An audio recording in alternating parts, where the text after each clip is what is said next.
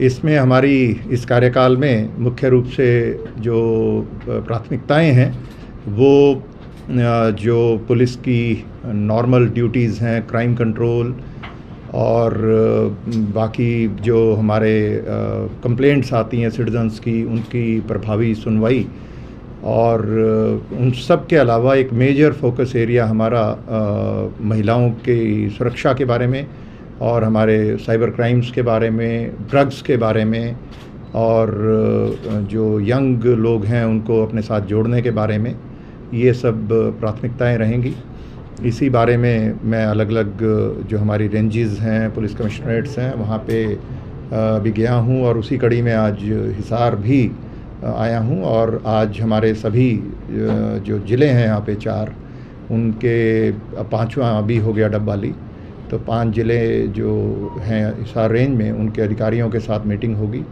सभी SHOs, in charge चौकी और जो हमारे MHCs हैं उनको भी बुलाया गया है ताकि ये प्राथमिकताएं हम इकट्ठे बैठ के क्लियर करें। ये स्पष्ट होना चाहिए हर पुलिस के कर्मचारी को, अधिकारी को डाउन द लाइन के विभाग की जो प्राथमिकताएं हैं उन्हीं पे काम करना है सभी ने मिलकर के, और एक ही दिशा में सब लोग मिलकर के काम करेंगे तो उसके नतीजे बेहतर आएंगे। तो वो मीटिंग होगी और उसके बाद हमारा एक आप जानते हैं ग्राम प्रहरी का एक स्कीम जो राज्य में जनवरी के महीने में शुरू की गई थी, उसका एक मकसद है। और उसी जो ग्राम प्रहरी हमारे हिसार ज़िले के जितने भी हैं उनके साथ भी जो हमारे कांस्टेबल्स हैं, हेड कांस्टेबल्स हैं, उनके साथ एक मीटिंग करके उनसे उनकी दिक्कतें हैं जो उनको हल करेंगे और उनकी प्रभावी तरीके से उसके नतीजे आएँ ग्राम प्रहरी स्कीम के।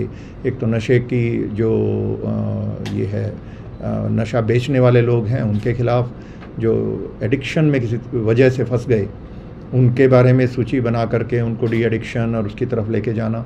इसी तरीके से जो दबंगई करते हैं लोग, ऐसे लोगों को भी इनको आइडेंटिफाई करके इनके खिलाफ एक्शन लेना और क्रिमिनल एलिमेंट्स के खिलाफ एक्शन लेना और महिलाओं की सुरक्षा के बारे में।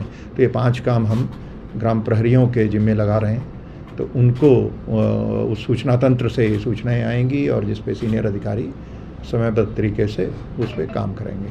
तो ये प्राथमिकताएं रहेंगी और इसी पे आगे हम बढ़ेंगे अगले 2 वर्ष में। मुझे उम्मीद है कि चाहे वो साइबर क्राइम्स हो, चाहे ड्रग्स का इशू हो या हमारा बेहतर सुनवाई की बात हो, वो उन सब में हम अच्छा काम कर पाएंगे आप सबके सहयोग से। और मीडिया की जहाँ तक मैं बात करूँ आपसे, मैं यही अपील करूँगा कि, और मैं सब जगह यही कहता हूँ कि हम क्रिमिनल्स को ग्लोरीफाई ना करें।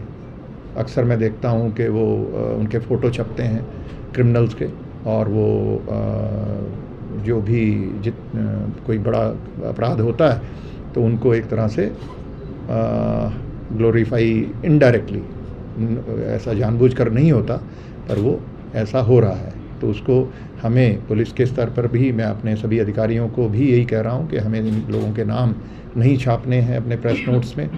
और आपसे भी यही मैं गुजारिश करूँगा कि कम से कम आपकी कलम से किसी अपराधी का नाम लोगों तक ना पहुँचे। तो यही लोग फिर उनका मकसद ये होता है, जैसे मशहूरी चाहते हैं लोग, अपराधी भी मशहूरी चाहता है क्योंकि उसको अपने जो गलत धंधे हैं उनको आगे बढ़ाना होता है। तो ये सब हमारी जॉइंट रिस्पॉन्सिबिलिटी है, तो इस पे हम कायम रहें। तो इन्हीं बातों के साथ अगर आपका कोई प्रश्न हो तो आप बताएं। सर, ये जो आपने नारकोटिक्स की बात की ना सर, इसमें पुलिस इज सीरियस, लेकिन जो पाइप लाइन है, जो जहाँ सप्लाई है, वो ब्रेक क्यों नहीं रही? It is possible for the police. तो इसमें जो अपने पुलिस के अंदर से जो है ना सर, उसकी बहुत ज़्यादा सख्ती की जरूरत है और बहुत ईमानदार ऑफिसर्स के ऊपर। इसमें सबसे बड़ी जो चीज़ होती है, वो चाहे ड्रग्स हो या भ्रष्टाचार का भी ऐसा ही एक मुद्दा है जो बहुत साल से बहुत गहराई तक हमारी समाज की जड़ों को एक तरह से खोखला कर रहा है। तो वो पिछले 2 साल से मैं उसमें भी काम कर रहा था। तो मेरा एक्सपीरियंस ये है कि सूचना एक बहुत बड़ी चीज़ है। अगर समय पे सूचना आती है तो उस पर एक्शन हो पाता है। और फिर जो आप कह रहे हैं वो सारा कि जो सूचना है फिर पूरी तरीके से उसकी इन्वेस्टिगेशन हो, और चाहे कोई भी हो, कोई छोटा आदमी हो या बड़ा आदमी हो, उसके पीछे जो लोग हैं उनके विरुद्ध प्रभावी कार्रवाई होनी चाहिए। तो सूचना का बहुत बड़ा महत्व है, तो सूचना समय पर आना, तो वो चीज़ में हमारे ग्राम प्रहरियों का एक रोल रहेगा बड़ा इम्पॉर्टेंट। इसीलिए उनके साथ अलग से मीटिंग रखी है और सारे अधिकारियों के साथ भी यही रहेगी कि जो इंटेलिजेंस है वो समय पर आए। और साथ साथ हमारे जो किसी वजह से नशे में फंस गए लोग, एडिक्शन हो गया, ये लोगों के पास, उनके पास भी बहुत सारी सूचनाएं हैं, तो वो सारे मिल कर के, और इसमें जनता का सहयोग बहुत महत्वपूर्ण है। हमारे केमिस्ट लोग हैं, और बाकी जो बॉयज़ और गर्ल्स हॉस्टल्स हैं, उनके वार्डन्स हैं, वहाँ पे सिक्योरिटी गार्ड्स हैं, ये सब के पास इंफॉर्मेशन बहुत सारी होती है जो सही समय पर अगर मिलती है तो उस पर अच्छा एक्शन हो सकता है। तो ये सारी चीज़ें करनी पड़ेंगी, तभी आगे बढ़ेंगे, और जब आगे बढ़ेंगे अच्छे रिजल्ट आएंगे तो और ज़्यादा लोग जुड़ते हैं। सर, विधायक मामन खान की गिरफ्तारी के साथ ही क्या न्यू दंगों के सभी आरोपियों की गिरफ्तारी हो चुके हैं, या ये जो भी हमारे कहीं भी लॉ एंड ऑर्डर प्रॉब्लम बनती है, जैसे पीछे हमारी दक्षिण हरियाणा में बनी, तो उसमें जो इन्वेस्टिगेशंस हैं वो अपने जितने मुकदमे दर्ज होते हैं, करीब 100 से अधिक इसमें मुकदमे दर्ज हैं, उन सब की इन्वेस्टिगेशन चल रही है और वो अलग अलग चलती है। अगर एक शहर में एक तोड़फोड़ की घटना घटी और दूसरे शहर में घटी, तो वो दोनों की अलग अलग FIR होंगी, अलग अलग इन्वेस्टिगेशन चलेंगी, तो कोई भी अंतिम अरेस्ट नहीं होती। वो तो इन्वेस्टिगेशन में जैसे जैसे एविडेंस आता है, एविडेंस के आधार पे कोई भी और आगे आएगा तो उसके खिलाफ भी कार्रवाई होगी। तो इसको अभी वो आंकड़े मैं अभी साथ नहीं लेके हैं मेरे पास, पर ये है कि हम स्पेसिफिक केसेस की बात करने के बजाय जनरल ये कहूँगा मैं कि भाई जहाँ भी कोई गलत काम होगा उस पर जो कार्रवाई बनती है पुलिस की वो की जाएगी। प्रदेश सरकार में नशे को लेकर जो है काफी गंभीर है, तो पुलिस गंभीरता से ले रहा है और समय समय पर जो है जागरूक अभियान के माध्यम से लोगों को भी जागरूक करने का काम कर रहे हैं।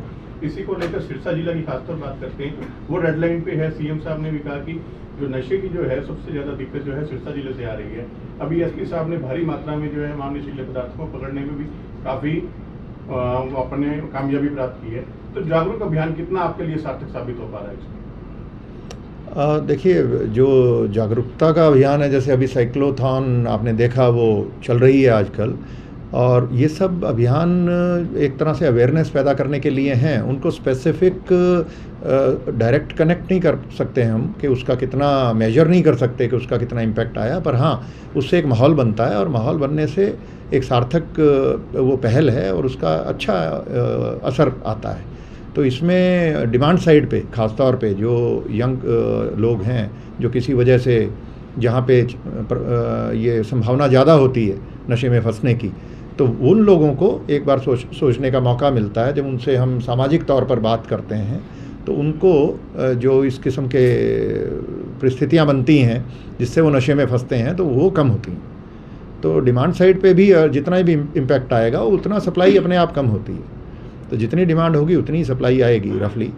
तो लेकिन दोनों ही बातें हैं, एनफोर्समेंट भी करनी है हमने, सप्लाई साइड को अटैक करना है और डिमांड साइड पे लोगों को मोटिवेट करना है नशे से बाहर निकलने के लिए। तो उसमें ये जो अवेयरनेस कैंपेन्स और ये सारी हैं ये काम करती हैं। जी, पुलिस की इन्वेस्टिगेशन एक पुराने ढर्रे पे चलती है। जैसे लोगों के दिमाग में आज भी पुलिस कस्टडी से लेते हो आप, रिमांड का मतलब पुलिस मारेगी, और वैसे ही हो भी रहा है सर, ऐसा चल भी रहा है। पुलिस साइंटिफिक वे में कैसे इन्वेस्टिगेशन कब आएगी? आपको अभी आपने वो देखा होगा कि जो हमारे 3 नए कानून बन करके अभी आए हैं पब्लिक डोमेन में, उस पर काम चल रहा है। जो नागरिक संहिता बन रही है CRPC को बदल कर, उसमें स्पेसिफिक प्रावधान है कि 6 साल से ऊपर, केंद्र सरकार का ये पहल है कि भाई 6 साल से ऊपर की सज़ा वाले जितने भी अपराध हैं सब में मैंडेटरी किया है फॉरेंसिक साइंस की एग्जामिनेशन और उसकी इनपुट्स को। तो ये बदलाव हैं जो ओवरनाइट नहीं होंगे, लेकिन हाँ एक पहल है और इसका असर आएगा। और अभी भी जो मैं देख रहा हूँ पिछले मुझे 30 साल से ज़्यादा हो गए पुलिस में, और जो बहुत अंतर आए हैं जो पहले थे 30 साल पहले उसमें और अब जो काम करने का तरीका है उनमें बहुत अंतर है। अब बहुत सारा टेक्नोलॉजी बेस्ड हो गया, क्राइम भी हो गए और उनकी इन्वेस्टिगेशन की पद्धति भी साइंस बेस्ड हो गई है, पर और ज़्यादा इसमें काम होगा ऐसा। टॉर्चर जो होता है सर रिमांड के दौरान, वो अब ऐसा अब क्योंकि गिरफ्तारियां ही बहुत कम हो गई हैं, नए कानून बने हैं, उनके हिसाब से अब हर केस में गिरफ्तारी नहीं करनी है। 7 साल से कम जो अपराध हैं उनमें बहुत कम केसेस में ही गिरफ्तारियां होती हैं, तो उसी दिशा में देश आगे बढ़ रहा है।